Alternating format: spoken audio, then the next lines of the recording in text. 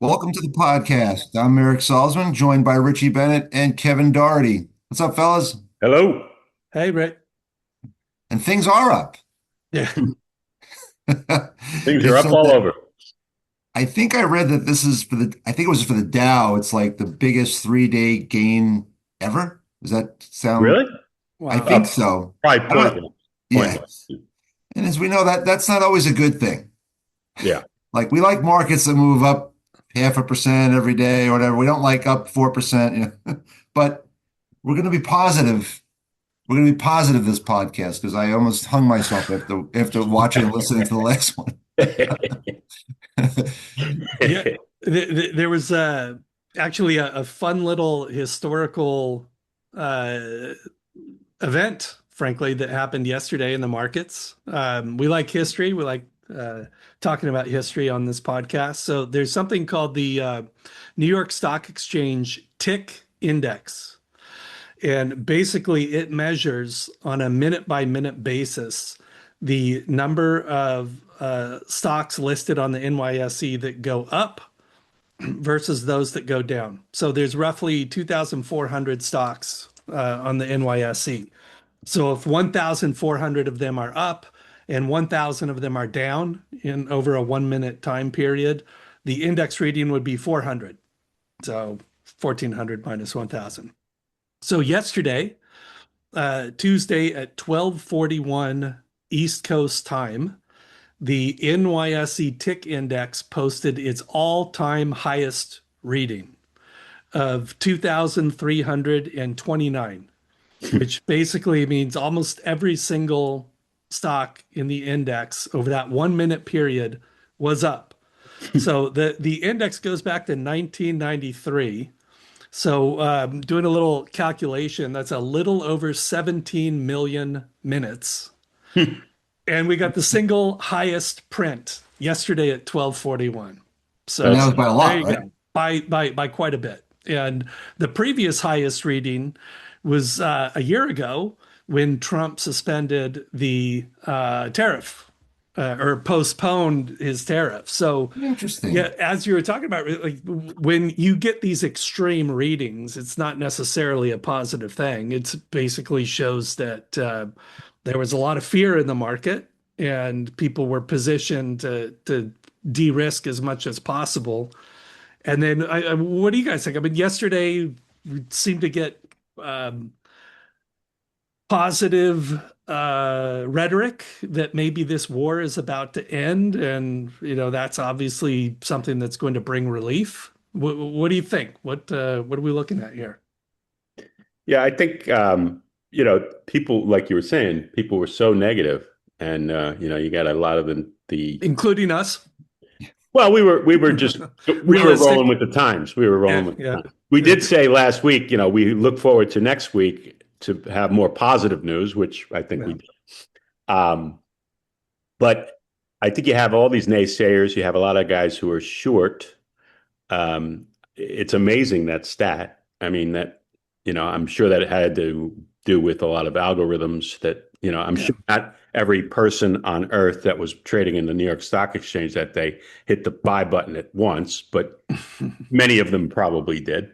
But yeah, those are algorithms. Those are, but it's interesting to see like what triggered that time, like it was up in the morning, right? It was up all day. But at that one point in time, lunch break, for some, 12:40 Eastern time, Yeah. um, what forced everybody or everything to be a buyer. And I just think that, it's a day. Today's up again. Trump's speaking later today on more developments. Um, you know, if he just leaves it, the Strait of Hormuz, does it'll be interesting to see what happens thereafter. He was tweeting yesterday about how like the hard part is done, Europe. Now go and get your oil. So Like, go get your own oil. yeah, That's what it's- basically telling them you guys go do it. yeah. We're done.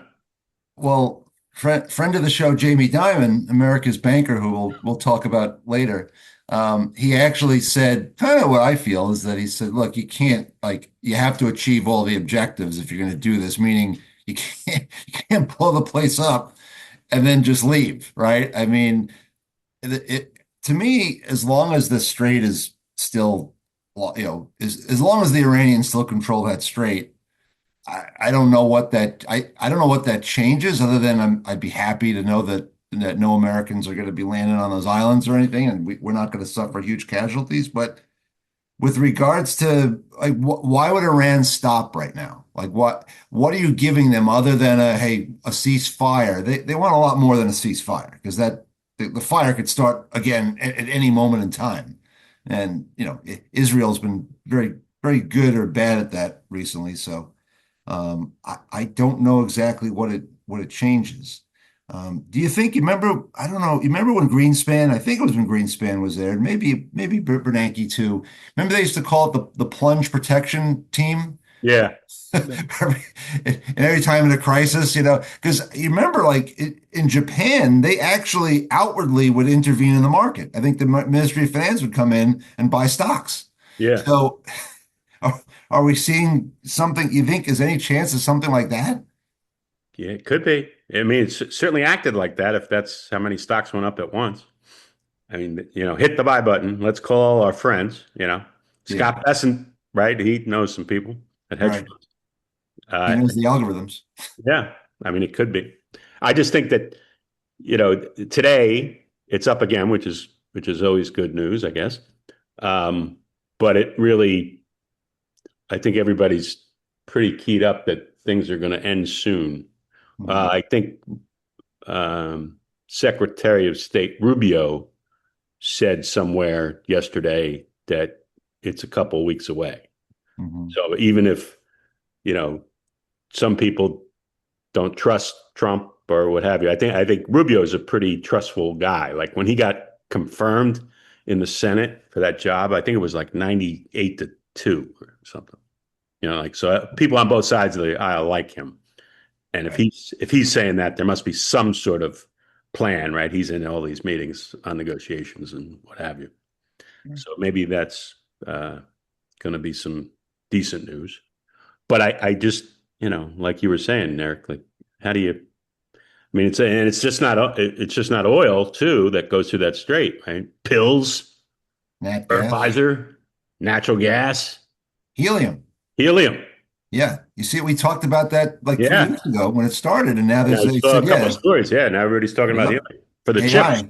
Yeah, Well, and we can't have a bad thing happen to AI because we have trillions of dollars now in the market that are a little exposed to that, yeah, counting on the AI.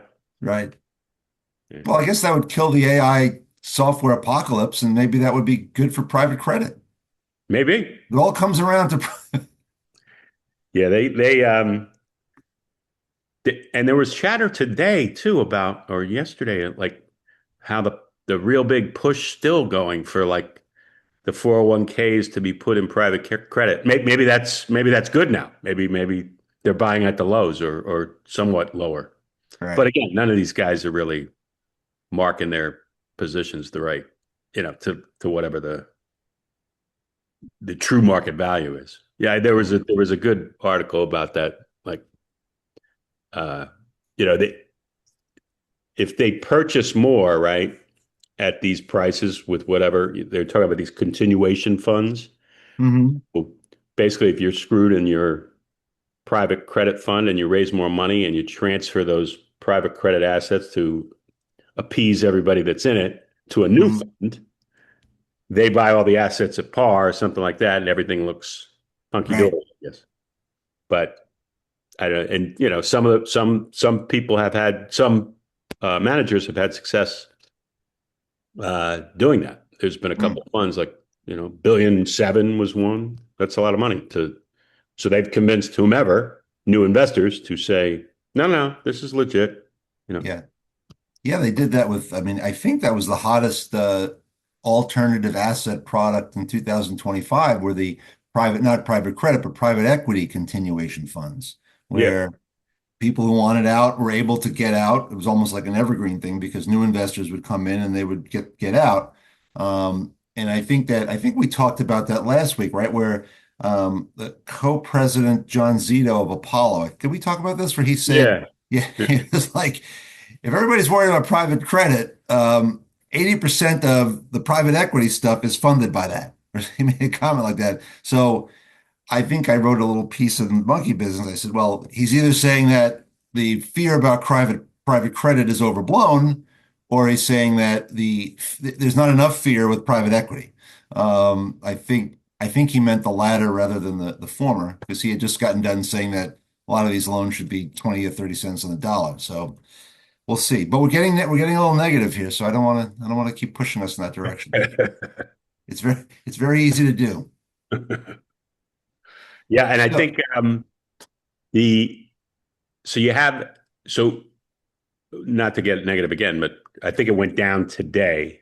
But like my corner store here, my corner racetrack gas station, man, they went from apparently Sundays are the best day to buy gas. Sundays, not Thursday, Friday, Saturday, because people go on trips. But Sundays at your local gas station in the US is the best time to buy. And they had it at $4 for regular uh, this past Sunday. And I was like, and I was a little low. I was like, maybe not, you know. And I guess Monday is the second best day to buy. And sure as shit on Monday, $4.30. I was like, wow. Like you're not messing around here. Like $4 to 4.30. But I think that's lower today, which yeah. is nice. I guess maybe he's following the oil futures market, the fellow that owns the store here. So when does Trump speaks tonight? Is that the, Yeah, I think at 9 tonight Eastern. by the way, nothing to do with business, but did you see the renderings of the Trump library? It's not even a library. It's like a It's a skyscraper. tower Yeah. with big Trump. I've never seen a library like that. The biggest library I've ever seen is the Sterling Memorial Library at Yale, and that thing is great. But it's like something out of a horror movie. It's that's probably 10 or 12 stories, but it's like a thick building. And we would only go there. You'd only go to that place. I mean, people would go there, but I would have fun like on study breaks. So if I was studying that I had to get studying done, there's like Mhm. no talking in that library. None. Like not a social hour. Like it is silent. But what I would have fun doing was during study breaks while I'm there, like cramming, I'd go into like the stacks of the books, right? And you'd pull out some of these books, and there'd be some dust on the books, and you'd open them up, and like they had the system where like if somebody checked the library book out, they would stamp it.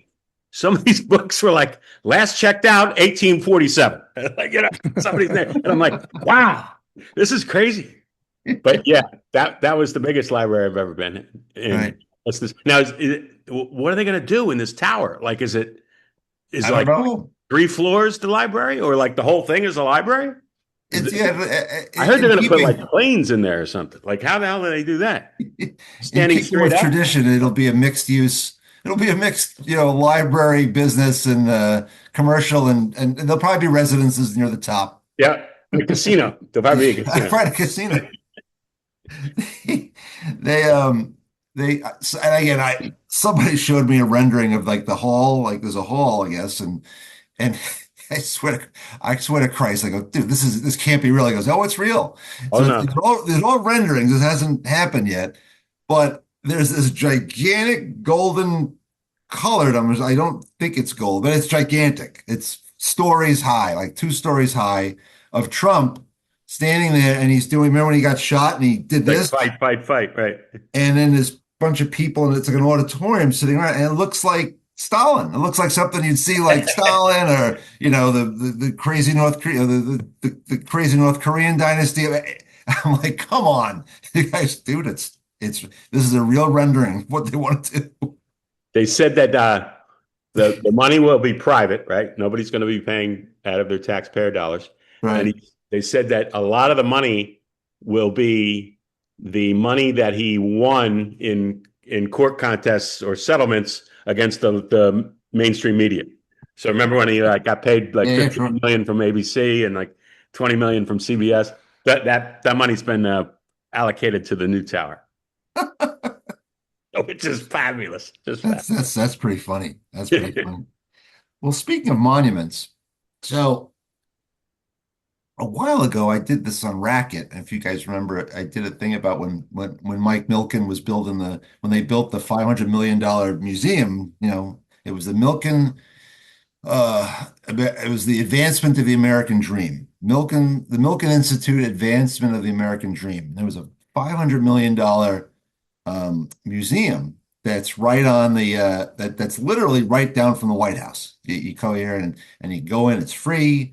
And it's basically the guys built a monument to themselves. So pretty much everybody, and you saw who the donors were, the people who put the money in. And it's basically, all the guys who made all the dough, Milken and everybody else a few years ago. It's a monument to themselves. And I Are thought it they was going to pretty cool. sponsor the podcast? Well, Let's that's reach why I'm out. ripping on them because they Yeah. didn't sponsor the podcast. I actually thought I was going to have another talk with Mike. I told you about that, right? Yeah.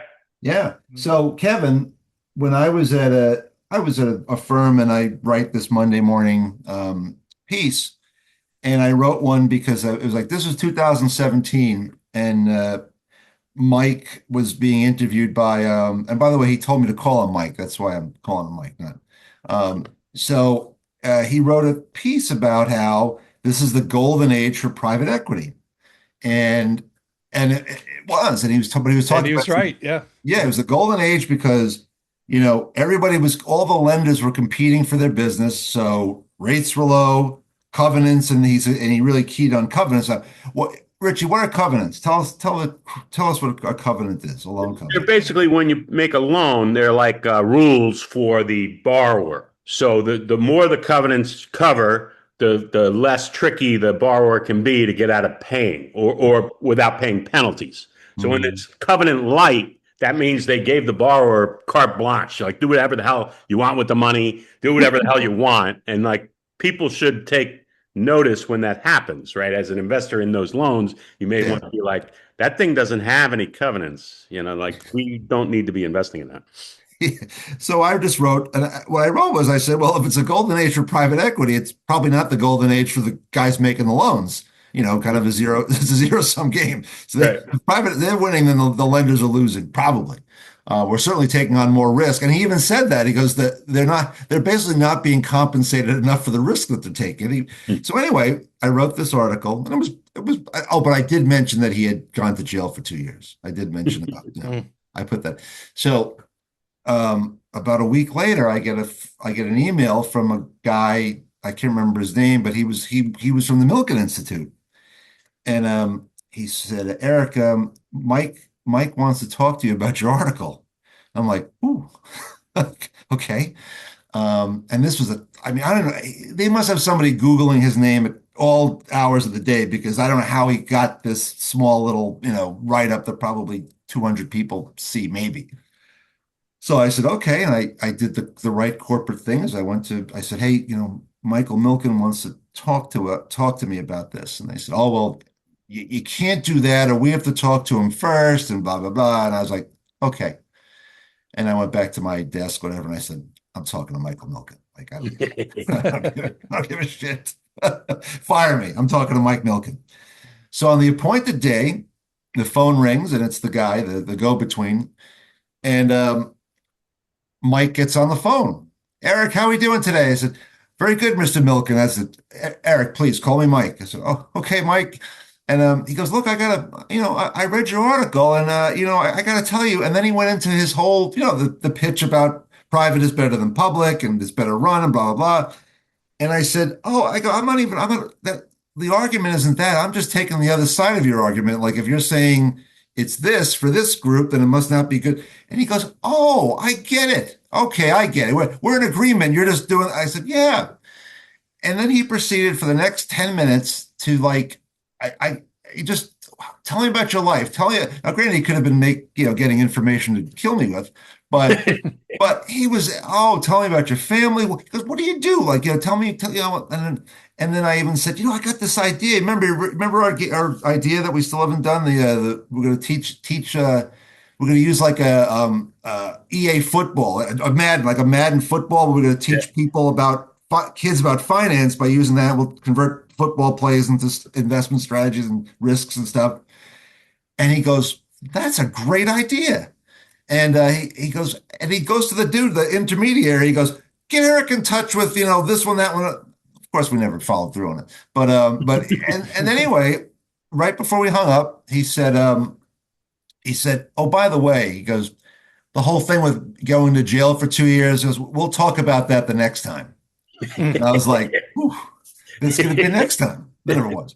But so when I wrote this thing about the milking, I thought, "Oh, we're going to definitely," and this is with Matt. So I'm like, "Oh, we're gonna have a debate. We're gonna have like you and Milken are gonna have a debate." And it never happened, which is crazy because that piece was read by thousands of people. And I that one I didn't, but I was complimentary of his business. I mean, I said, "Look, this guy, he was, I said on a fixed income trading desk or trading floor, there's your traders, there's your salespeople, there's your risk manager, and then there's a desk head, the guy who runs everything, the gal who runs everything." And it was said that he was the best at all four things at the same time. So I kind of said he's, whatever. But then I went on and made fun of the museum. So I thought I was going to get something. So anyway, yeah, speaking of building monuments to ourselves, excuse me. Um, Jamie Dimon came out with a piece yesterday in the Wall Street Journal, and basically he's going to resurrect the American dream. Just getting up my iPad here. It says Jamie Dimon has a plan for J.P. Morgan to rescue the American dream, and I guess what they're going to do is they want to put more money into small businesses. They said they already do X million and they want to increase that by a lot over the next 10 or 15 years or something like that.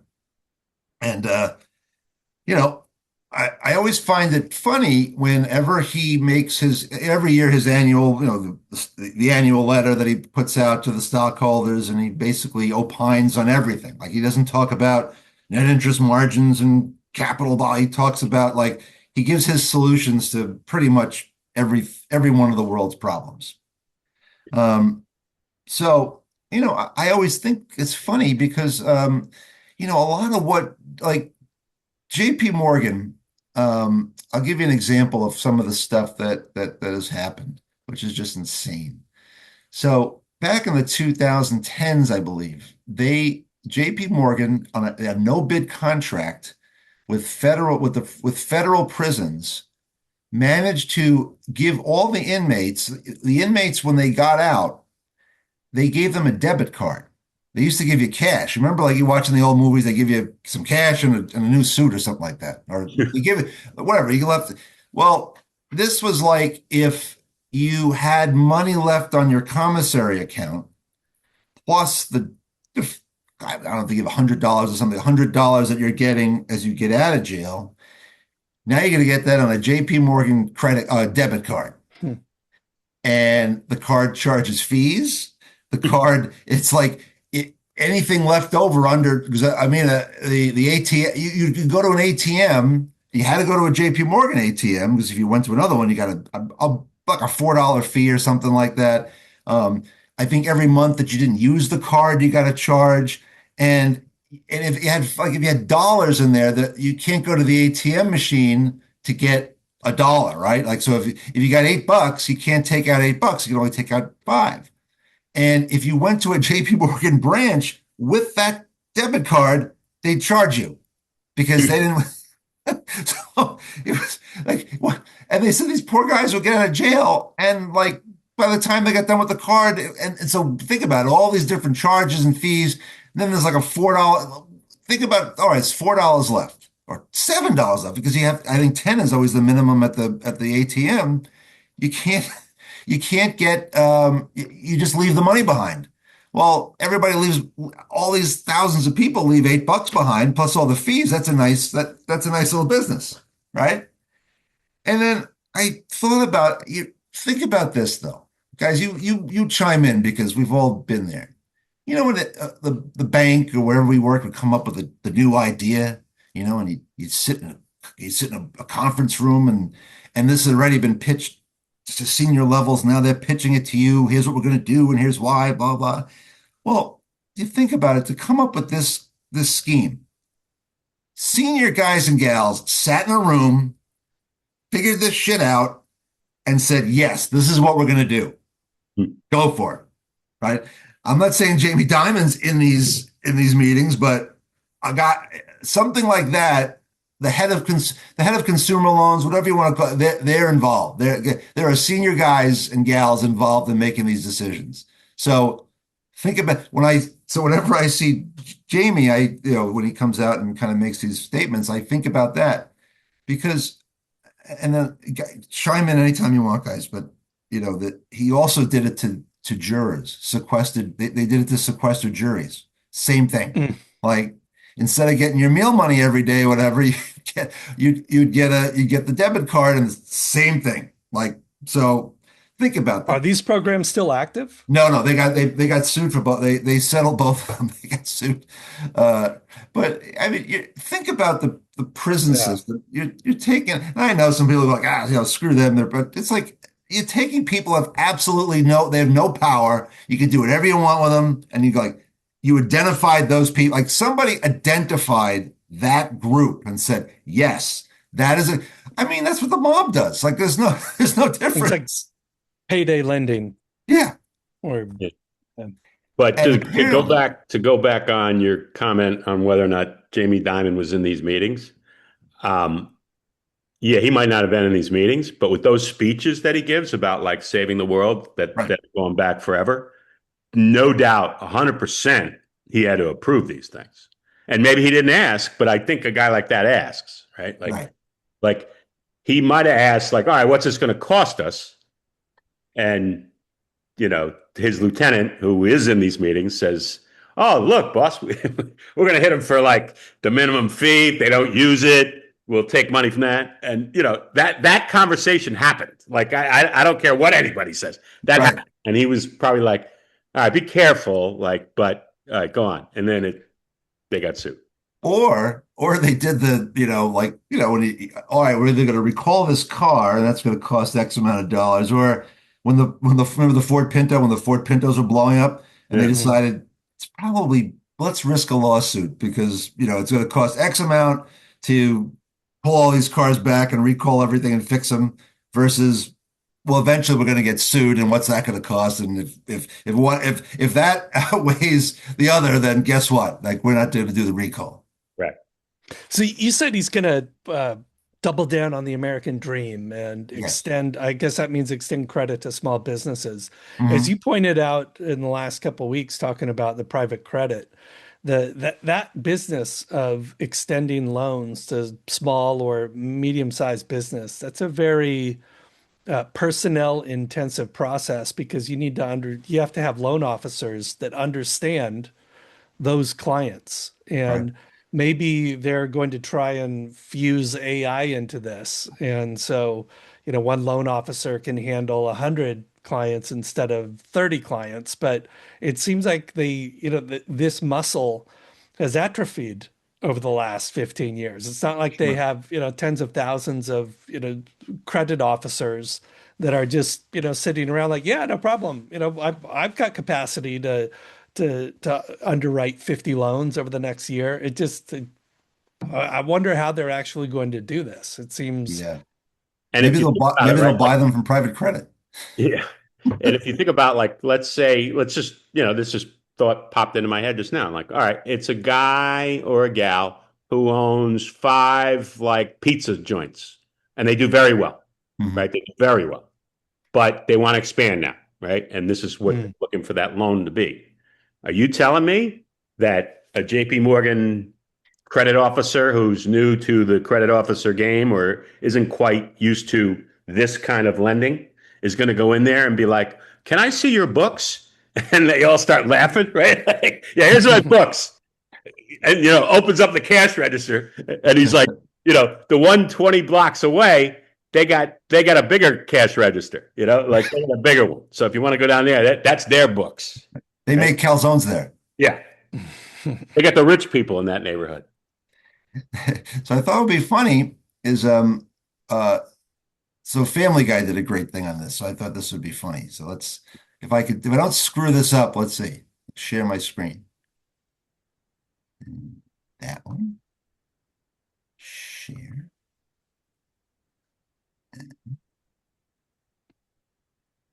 Chase. Ready? Ready. Yeah. These days, running a small business can be a big challenge. Whether we're receiving a flower delivery for unclear reasons, or raising the blinds and flipping over the open-closed sign, which is how I spend most of my workday, or even making a latte for a black woman, an iced tea for a white woman, and a coffee for a gently brown guy who could go in a lot of different directions. We've got our hands full. That's why Chase Bank is here for us. When this man in a suit from Chase Bank came down and shook my hand at my place of business, it really solidified what we'd already talked about at his office. Now we're looking at a laptop like my stupid little coffee shop is going to be a big disruptor in the online space. And my Chase business card allows me to make those emergency purchases that I lose sleep at night over. Chase understands my business the way they understand all businesses, as a huge reverse funnel that shoves money upwards to them. Hey, another flower delivery. These will look great in the bathroom while I'm pooping blood from the stress. Now I'm flipping over that open-closed sign again. Is that a new stadium with Chase's name on it? How'd they afford that? I'll be in this bathroom for a while. Better toss it to the announcer. At Chase Bank, we're about more than just foreclosing on American servicemen while overseas. We're about small business. So when you think of Chase, don't think of the 2008 financial crash. Think of your local sympathetic small business. Flower delivery. Yeah, guys, we're good on flowers for a while. I wonder how they didn't get sued off that. They probably did. Oh, I mean, the types of things they do. Yeah, but that one's awesome. Yeah, in one of my lines of work, we get involved in a lot of the large cases, the big antitrust cases, manipulation cases. And my favorite one was, now granted, JP was in on this one, but pretty much every derivative desk was in on it. And they were actually, I think they only had to pay like 70 million. So I don't think they were like, this was an 800, almost $900 million settlement. And what it was called was, it was called Is the Fix. And we don't have to get too into the details of what that is. Just know that there was a page on ICAP is a huge broker, bond broker. They call them dealers. What is it? Dealers or Broker. broker. So they are the ones who sit in between JP and Goldman and all the rest of them, and they basically, they broker transactions. And they have these screens up, and their screens are essentially how stuff gets done, and they make a little piece of it. So they had a screen that everybody would look at, and all these derivative contracts were every day at 11 a.m. Eastern time. That you're going to look at that rate, call it an interest rate, call it like 5%. You're going to look at that rate at that time exactly, and that is where it's going to go into the calculation of how much money you're going to get or how much money you're going to have to pay in these derivative transactions. So what all the dealers were doing was they would call ICAP like a minute or two before 11 o'clock. And let's say I would benefit if that rate was 501 or 502 at 11 o'clock. And right now it's at 5. So what they could do, they would call their broker, and the broker would say, how much ammo do I need to move this thing from 2 basis points from 5 to 502? And they're going to make millions of dollars on this.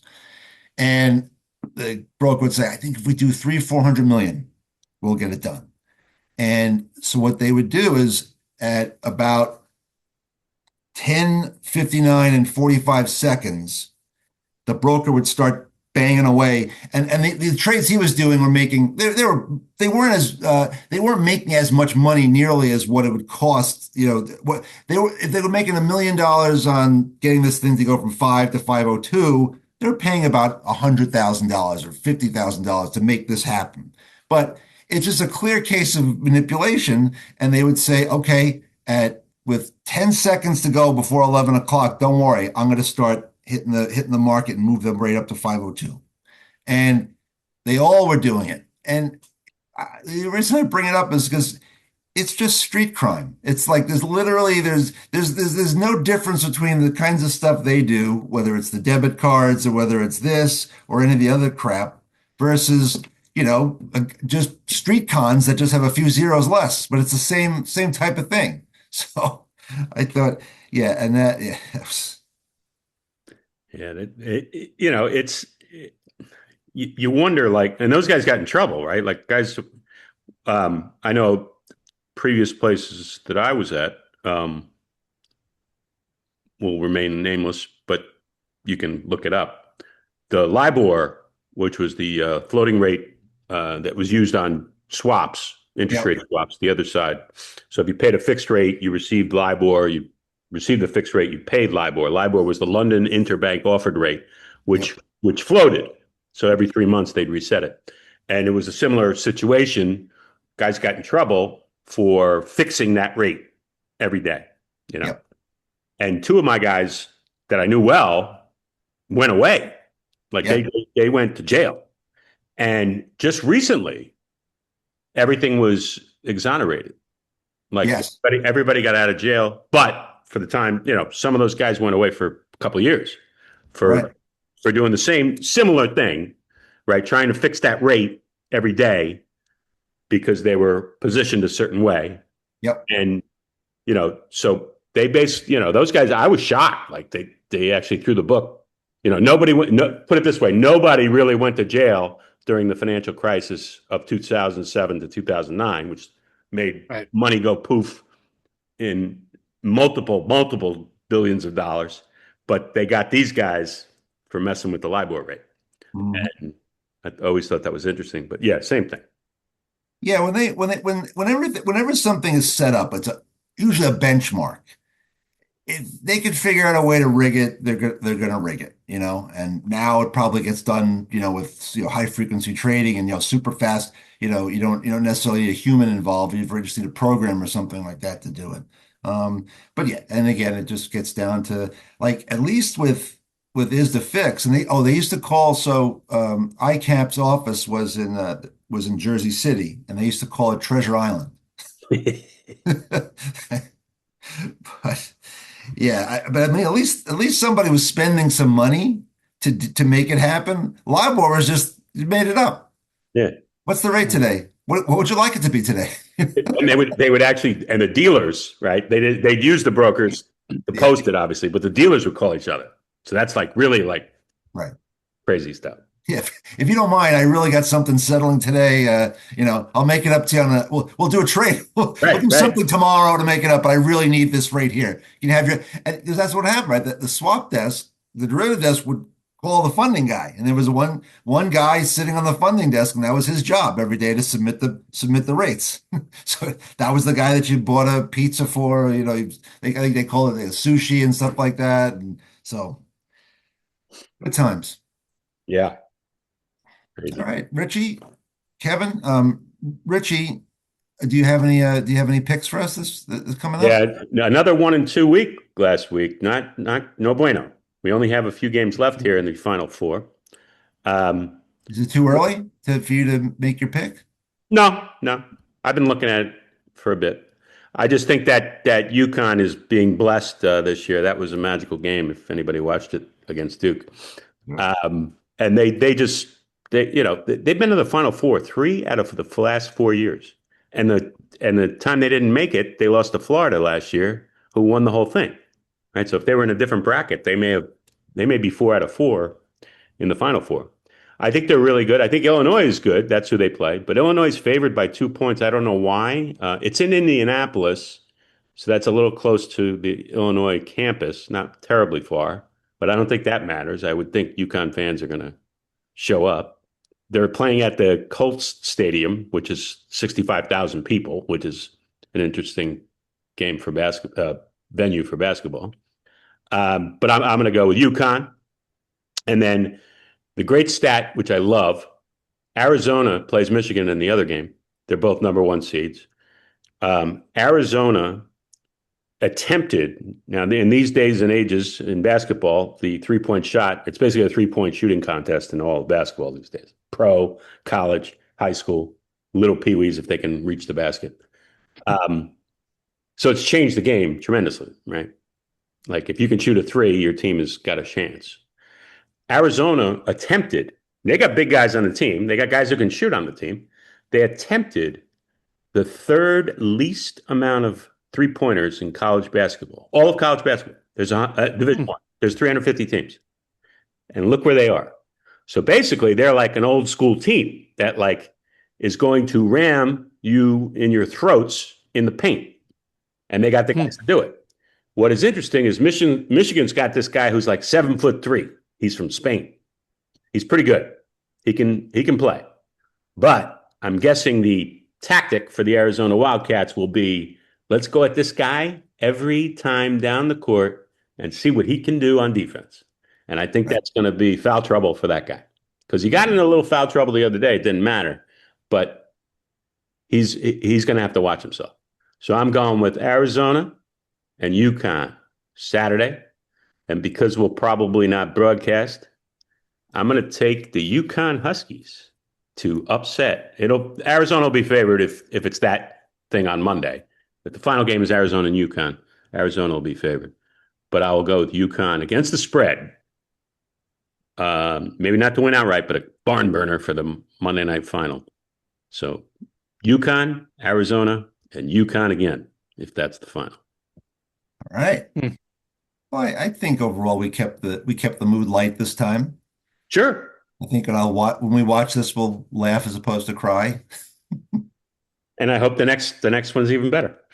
Well, and then we're gonna have the ponies, the big pony races coming up, right? Oh, You're sure. gonna have some picks for us there, because that's Of course. Back in the day when there was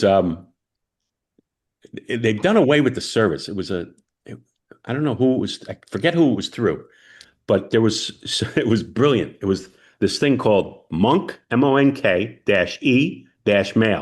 Monkey Mail, right? And you could basically, this was going back 20 years. You could basically put this monkey up on the screen and do the voiceover, right? So I remember that. I would use this thing religiously. Like people would go out of their minds with this monkey, right? Because he'd like, and of course, the people would all enjoy every year. The monkey on the Friday before the Kentucky Derby would give his picks with Big Dick, but he would also sing, the monkey would sing My Old Kentucky Home, which is the anthem of the Kentucky Derby. And they just, where's the monkey?